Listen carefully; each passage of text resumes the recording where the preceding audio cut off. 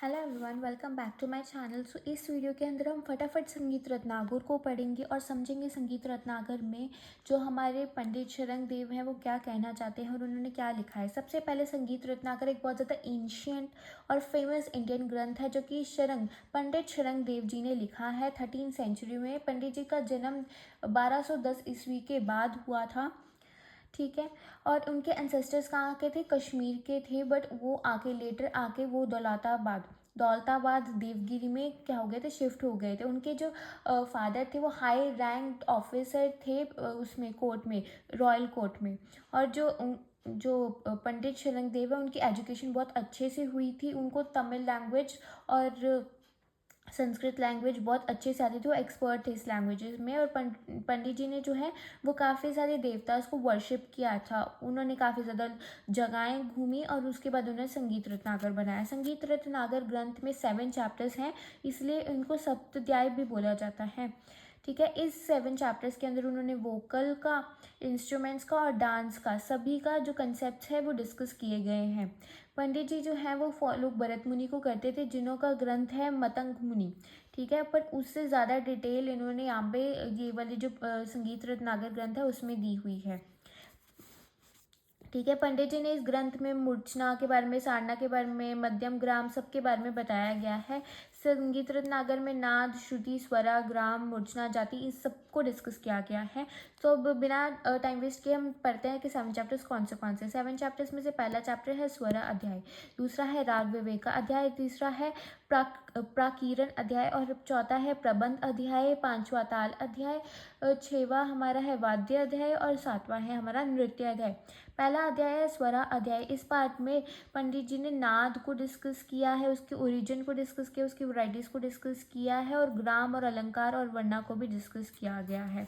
सबसे पहले नाद की बात करें। नाद एक ऐसी चीज़ होती है जो किससे ओरिजिनेटेड होते हैं? ओरिजिनेट फ्रॉम नकार एंड दकार। नाकार मीन्स वायु एंड दकार मीन्स अग्नि, which means the combination of वायु एंड अग्नि। मतलब सिंपली लिख सकते हो कि नाद it is originated from combination of वायु एंड अग्नि। इट हैज़ 2 टाइप्स, आहत नाद एंड अनाहत नाद। और अकॉर्डिंग टू पंडित जी जो म्यूजिकल वॉइस होती है उसके पास आंदोलन, संख्या, वाइब्रेशन कांस्टेंट एंड स्टेबल होती है, तो उसको भी नाद बोला जाता है, ये भी लिख सकते हैं। श्रुति क्या होती है? श्रुति होती है ध्वनि, sound. It is said Shruti is that ध्वनि, साउंड जो कि डिस्टिंक्टली और क्लियरली सुनी जा सके।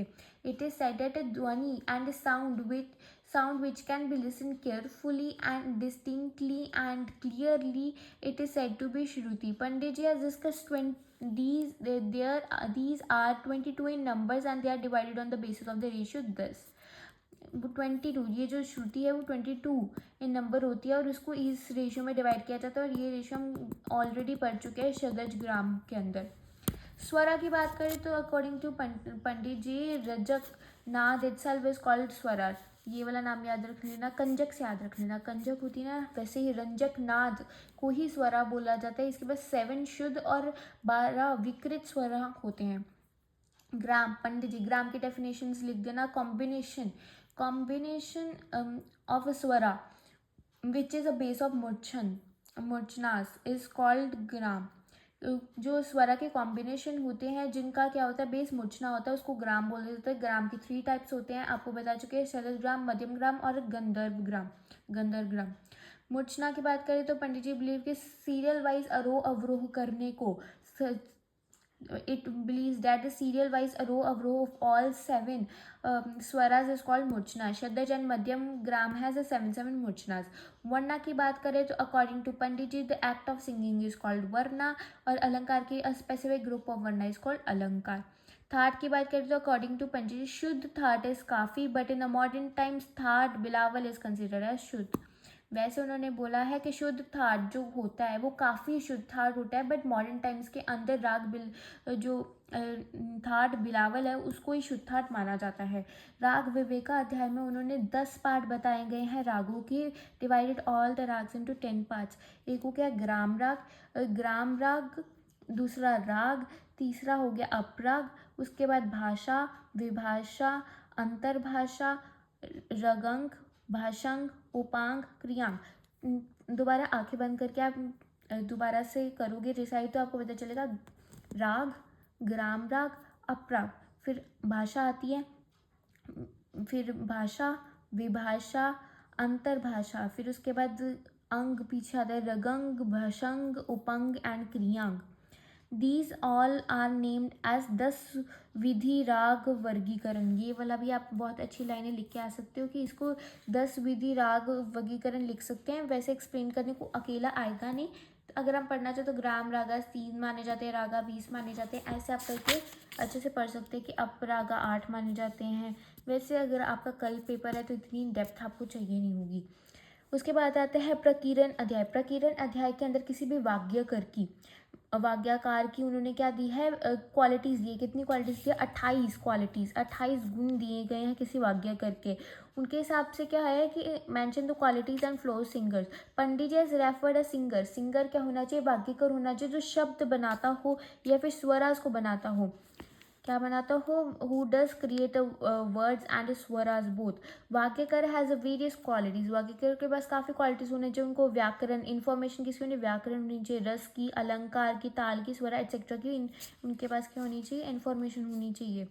और उसके बाद है प्रबंध अध्याय। प्रबंध अध्याय के अंदर उन्होंने किसको, म्यूजिक को डिवाइड किया गया है, देसी म्यूजिक, मर्गी म्यूजिक, निबंध, निबद्ध, अधिबंध, सिंगिंग, रागलाप एंड रूप कलाप। देसी म्यूज़िक क्या होता है? जो कि हम यूजुअली सुनते रहते हैं, जो कि हम एंटरटेन करता है और उसका जो स्वर होता है वो प्रोमिनेंट होता है, उसको देसी म्यूज़िक बोलते हैं। मेलगी म्यूज़िक क्या होता है? जो कि गंधर्व के लोग यूज़ करते हैं वर्शिप करने के लिए। निबंध, अनिबंध क्या होता है? द कॉम्पोजिशन जो ताल के साथ बंधी हो, the composition which are bounded with the taal is known as nibandh and which are not bounded by the taal is known as anibandh. राग अलाप क्या होता है? While doing alap of raga one 10 lakshan were use. अब जब हम राग का अलाप कर रहे हों, अलाप कर रहे हो किसी राग का, तो 10 लक्षण यूज किए तो उसको रागलाप बोलेंगे। रूप कलाप क्या होता है? आफ्टर डूइंग रागलाप, रागलाप करने के बाद रूप कलाप किया जाता है और this alap is superior to रागलाप। ये रागलाप से भी बड़ा होता है। This is divided into various part and is संग पुटिंग ऑल पार्ट्स टुगेदर। ये वेरियस पार्ट्स में डिवाइड होते हैं और जब एक साथ सारे पार्ट्स जुड़ जाते हैं, एक साथ हो जाते हैं, तो ये टाइप ऑफ अलाप गाया जाता है। In this type of alap words are not use. इस टाइप ऑफ अलाप में वर्ड्स यूज नहीं किए जाते। फिर हमारे पास आता है ताल अध्याय। ताल अध्याय में क्या होता है? 2 टाइप ऑफ ताल होते हैं। In this chapter according to Sharan Dev ji, taal is the medium on which singing, playing and dancing are based. ये वाली बहुत इंपॉर्टेंट लाइन है, ये लिखा ना। शरण देव जी के हिसाब से ताल एक ऐसा मीडियम है सिंगिंग का, ऐसा मीडियम है जिसमें सिंगिंग, प्लेइंग एंड डांसिंग तीनों बेस्ड है। सो पंडित जी ने सुजेस्ट किया है कि 2 टाइप्स ऑफ ताल, मर्ग ताल और देसी ताल। मर्ग ताल क्या होता है? 5 टाइप्स ऑफ मर्ग ताल होते हैं। आप ऐसे लिखूँ बस कि according to Pandit ji there are 5 types of marg taal. देसी ताल 120 टाइप्स ऑफ देसी ताल होते हैं। वाद्य ताल, वाद्य अध्याय में क्या है? वाद्य अध्याय में 4 टाइप है, ये आपको बताना पड़ेगा। बहुत ईजी है वाद्य अध्याय। वाद्य का मतलब होता है instruments. Vadya means instruments. In this segment Pandit ji has divided all the vadyas और instrument into a 4 categories. 4 categories. तटवाद्य। तटवाद्य क्या होता है? Tatvadya is instruments that consist of strings या which has a string are called tatvadya. Example sitar, guitar etcetera. सुशीर, सुशीर वाद्य क्या होता है? सुशीर वाद्य होता है जिसको फूक मार के बजाया जाता है। The instruments which are like played by filling in the air in them, those instruments are called sushir vadya, like flutes, शहनाई, शंख एक्सेट्रा। अवनद, अवनद वाद्य को क्या बोला जाता है? अवनद वाद्य जिसको लेदर से बनाया जाता है। The instruments in which leather is use are called avanaddha vadya है, जिसका ढोलक, तबला, ढोल, डमरू, नगारा एक्सेट्रा।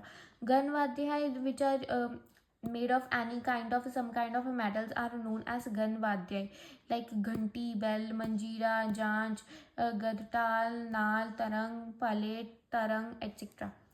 उसके बाद आता है नृत्य अध्याय। नृत्य अध्याय में segments of dance and theatres को डिस्कस किया गया है। Music is important element of a theatre. In theatre besides acting, dancing, singing and instruments are also discussed. In the end Pandit ji says that जैसे ही जो नदी है वो मर्ज हो जाती है ओशन में जाके और साल्वेशंस को मुक्ति पा जाती है, वैसे ही सेम वे में मेरे पास जितनी भी नॉलेज थी मैंने इस ग्रंथ को दे दी और आप लोगों को समर्पण कर दिया है। Sangeet Ratnagar is a great contribution done by Pandit Sharangdev. This is all about our Sangeet Ratnagar. Thank you so much for watching the video and all the best for your tomorrow's exam.